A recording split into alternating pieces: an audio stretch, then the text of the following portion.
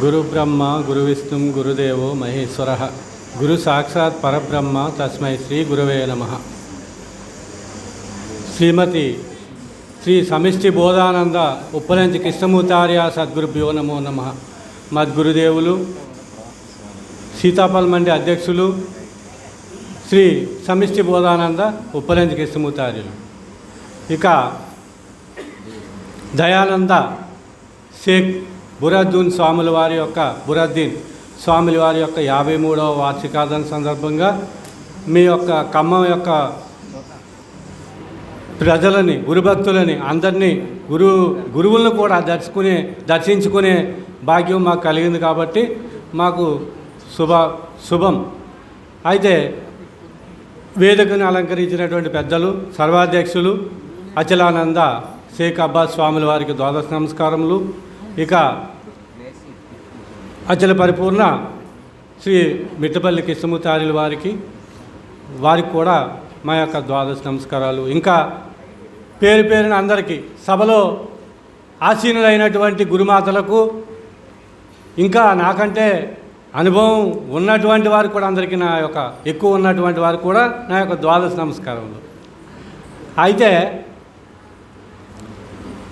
ఎవరికి తెలిసిన పద్ధతిలో వారి యొక్క అనుభవాన్ని చెప్పడం జరిగింది.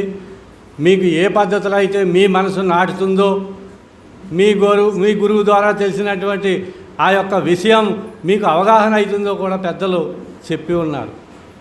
కాబట్టి నా చిన్న ప్రయత్నం నేను కూడా చేస్తా, అంతే నా అనుభవం. అయితే ఇక్కడ సాంఖ్య విచారంలో బ్రహ్మము, అవ్యక్తము, మహత్తు, మాదాంకారము, పంచతన్మాత్రలు, పంచభూతములు అనే విధానం మనకు తీసుకొచ్చారు. ఏంటి తర్వాత సృష్టి అవి అంతా జరిగినాయి. ఎట్లాగా బ్రహ్మమే అవ్యక్త రూపమైనట్లు, అంటే గాఢాంధకారం అంటే చీకటి, పెను చీకటి. ఏంటి అలాగే తర్వాత ఇంకొక పరిణామం చెందినట్టు లాస్ట్కి పంచభూతాలు అయినట్టు, ఈ పంచభూతాల నుంచి ఓషధులైనట్టు, ఓషధుల నుంచి మనకి ఓజస్సు, రేతస్సు అంటారు, శుక్ల శోణితాలు అయినట్టు. ఆ అంటే బ్రహ్మమే ఇన్ని వస్తువులు అయ్యి ఈ శుక్ల శోణితాల ద్వారా మళ్ళీ తల్లి యొక్క గర్భంలో సూక్ష్మంగా ఉన్నాడు దూరిపోయి. కాబట్టి మనం చాలా, అంటే ఇక్కడ సమయం కూడా సరిపోదు ఎన్నో చెప్పుకోవడానికి. కాబట్టి చాలా సూక్ష్మంగా కూడా మనం విషయాన్ని అవగాహన చేసుకోవాలి. అయితే కొంతమంది ఇప్పుడు భాగవత కృష్ణయ్య చెప్పిన పద్ధతిలో ఆయన జన్మరాహిత్యం కోసం ఆయన చెప్పినారు. శివరామ దీక్షుల వారు, శ్రీధర స్వాముల వారు, ఇంకా అంతకుముందు వేమన్న యోగుల వారు, శ్రీ మహావిష్ణు అనేక రకాలుగా వాళ్ళు చెప్పుకొచ్చారు. అయితే ఇక మనం ఒక పద్ధతిలో ఒక పెద్ద ఆయన ఏమంటాడు, ఎందుకు వలసేవు, ఎందుకు వెలసేవు, ఎందుకు రగిలేవు, ఏమైపోతావు అన్నాడు. ఎవరు అంటే సినీ గాయకుడు మంగళంపల్లి బాలమురళీకృష్ణ. అది ఆత్రేయ రాశారు. ఎందుకు వలసావో, ఎందుకు వెలసేవో, ఎందుకు రగిలేవో, ఏమైపోతావో, మౌనమే నీ మనసు మూగా నీకు ఏం కోరిక కలిగింది? ఈ క్షేత్రంలో క్షేత్రజ్ఞుడిగా నువ్వు చేరాలని ఎందుకు వెలిసినావు? ఎందుకు నీ అహంకారం వచ్చింది? కాబట్టి నీకు ఎందుకు ఈ అహంకారం వచ్చింది? తర్వాత నువ్వేమైపోతున్నావు అంటే అహంకారంతో కూడుకున్నటువంటి వారు ఏమైపోతున్నారు? మనం అంటే అన్ని రకాలుగా మనం తాళి వేసుకోవాల్సిన అవసరం ఉంటుంది. ఇంకా లేనిది కోరేవు, ఉన్నది వదిలేవు. ఒక పొరపాటుకు ఇగో ఇన్ని యుగాలు గడిచిపోయినాయి, నువ్వు ఇన్ని జన్మలు ఎత్తవలసిన అవసరం వచ్చింది. ఒక్క పొరపాటు. ఎట్లా? నీ తల్లి గర్భములో ఉన్నప్పుడు ఆ తల్లి యొక్క నువ్వు 8వ నెల 9వ నెల నీకు నడుస్తున్నప్పుడు ఆ లోపల ఉన్నటువంటి శుక్ల మలము, మూత్రము ఆ వాసనకి తట్టుకోలేక ఏమి జన్మరా దేవుడా, నాకు ఏ రకంగా నేను నీ యొక్క స్వరూపాన్ని తెలుసుకుంటాను కాబట్టి మళ్ళీ నేను ఈ జన్మ లేకుండా చేసుకుంటాను అని వాడు ఆవేదన అంత కాదు ఇంత కాదు వాడి తపన. ఒక తల్లి ఉప్పు పులుసు తిన్నప్పుడు మాత్రమే వాడు సంతోషపడ్డాడు, కానీ మిగిలినంత బాధ నరకం. ఆ నరక గోళంలో వాడు అనుభవించడానికి వాడి పడ్డ తిప్పలు అని ఎవడు అనుభవిస్తున్నాడు? వీడు ఆ బ్రహ్మమే. చెప్పుకోవాలంటే జీవుడే ఈశ్వరుడు అని అన్నప్పుడు మరి ఆ బ్రహ్మానికే వస్తుంది కదా. కాబట్టి లాస్ట్కి వాడు తల్లి ద్వారా డెలివరీ అయ్యి వాడికి కిందకు వచ్చినప్పుడు మళ్ళీ మర్చిపోయాడు తన గతాన్ని. ఏమిరా కాక అంటే ఎప్పుడుదే ఆట ఏంటి.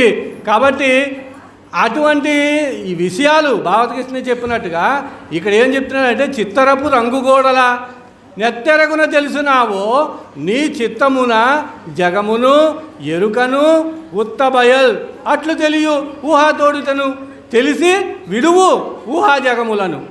ఇది ఆయన చెప్పడానికి చాలా, ఎందుకంటే వాళ్ళు వడబోసి అనుభవించి ఆగమ నిగమ సారు అని అన్నాడు కదా, ఆగమ నిగమ ఉపని సారము అన్నాడు కదా. వాళ్ళు మొత్తం సముద్రం గెలకెట్టినట్టు గెలకెట్టారు కాబట్టి వాళ్ళకి చాలా ఈజీ, కానీ మనకి అది చాలా కష్టం. చిత్తరపు రంగు గోడల నెత్తరగున తెలిసినావు నీ చిత్తమున జగమును ఎరుకను. చిత్తరం అంటే ఏంటి? చిత్రం బొమ్మ, దానికి ఏం ఆధారమై ఉన్నది? రంగు. అదే సూక్ష్మము, ఇదే స్థూలము.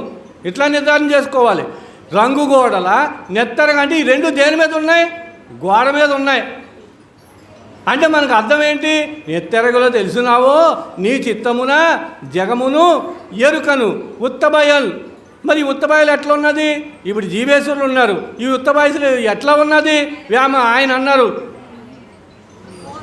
తనలోన వెలుపల, వాడపల్లి ఆగదాసి గారు, తనలోన వెలుపల గణదేవుడు ఉండంగా ఇతర దేవతలను పూజించుటేలా, తన భార్య రతి సౌఖ్య ధనమిచ్చుచుండంగా ఇతర కాంతలతోనూ ఇచ్చయేలా. చూసారా ఎంత ఇదిగా ఉన్నదో.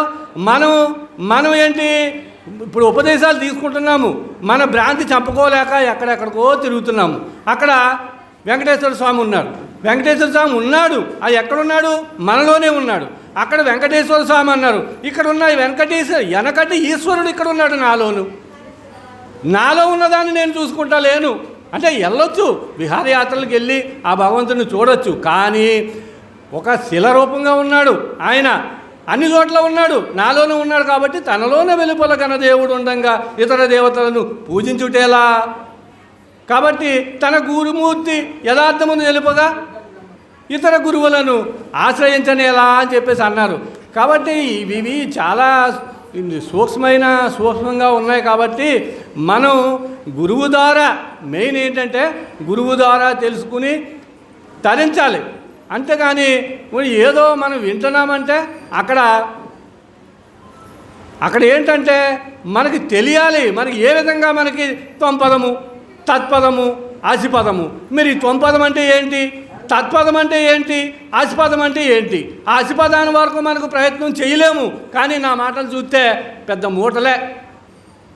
నేను గురుపుత్రునే, నేను ఒక 25-30 సంవత్సరాలు అవుతుంది, నా మూటలు కోటలు దాటిపోయినాయి. కాబట్టి అట్లా కాదు, నేను పై సబ్జెక్టు చెప్తే మీరు వింటారు, కానీ ఇంత ఉందా ఈయనకి అనుకుంటారు. కానీ అట్లానే ఉంది ఇప్పుడు సమాజం. చూసి సుందరీమణులను తోసివేసినారు పాసివారు కదయ్యా అన్నాడు పెద్ద ఆయన. కానీ చూసారా ఎంత మాట అన్నారో. అటువంటి వాళ్ళు పెద్దలు, సపోజ్ తీరందాసు వేదాతీత తీరందాసు ఆంజనేయ స్వామి మా పెద్ద అన్నయ్య అంటే సమిష్టి బోధానంద కృష్ణమూర్తి ఆయన వారి శిష్యులు ఎన్నో గ్రంథాలు రాసినటువంటి, ఎన్నో రకాలుగా విచారించినటువంటి మహనీయులు. ఆయన చెప్పేది నాకు కొంత అర్థమవుతుంది, కొంత అర్థం అవ్వదు, కానీ అటువంటి వాళ్ళని దూరం పెట్టేస్తాం. జనరేషన్ అలాగ అయిపోయింది. కాబట్టి అటువంటి పెద్దవారి సేవ చేసుకుని ఈ గురువాక్యం విని తరించాలని కోరుకుంటూ సెలవు తీసుకుంటున్నాను. జై బోలో సద్గురు ప్రభు మహారాజుకి. అందరికీ జై గురు. మరిన్ని ఆధ్యాత్మిక రహస్యాల కోసం అచల బోధ, ఆత్మబోధ, భగవద్గీత, అలాగే పండుగల్లో దాగిన అర్థాలు అంతరార్థాల కోసం మరియు యోగము, ధ్యానము మొదలైన అనేక ఆధ్యాత్మిక తెలుగు ప్రవచనాల కోసం క్రింద ఉన్నటువంటి రెడ్ కలర్ సబ్స్క్రైబ్ బటన్ను క్లిక్ చేయండి. అలాగే ప్రక్కనే ఉన్నటువంటి గంట సింబల్ను నొక్కండి. అలాగే ఈ వీడియో మీకు నచ్చినట్లయితే లైక్ చేయండి మరియు షేర్ చేయండి. జై గురు.